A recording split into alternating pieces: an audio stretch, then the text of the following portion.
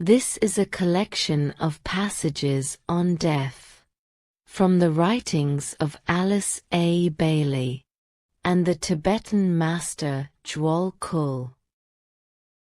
The quotations are interwoven with numerous reports of related near-death experiences. In these events, individuals die in the sense that they believe they died and are often declared dead by the medical profession. But their apparent death is not quite final, and they return to tell of their experience. Transition means realization without any physical plane limitations. Death can be best regarded as the experience which frees us from the illusion of form.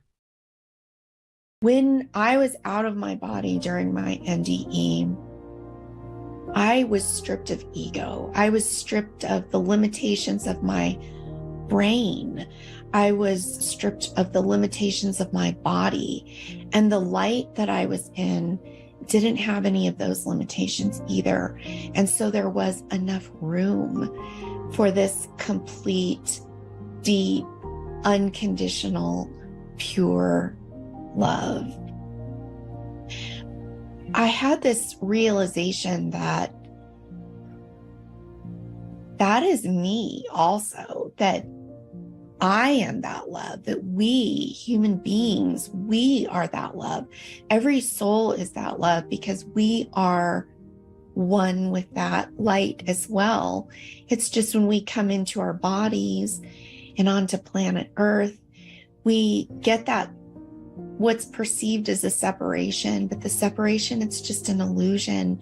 And so as I was soaking up that love, I realized that that's also who I am too, and that I'm always one with that, and that I had never been alone, even though I had felt alone many times in my life, that light and that love had always been with me.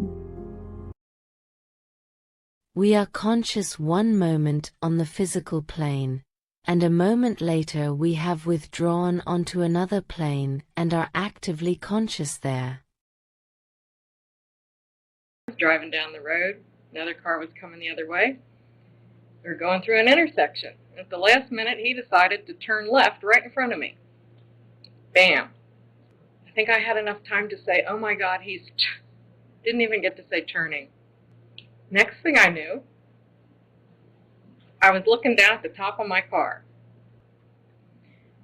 So I looked down and I see my car crunched, and I saw the guy get out of his car and walk over to mine, reach in and turn my headlights off.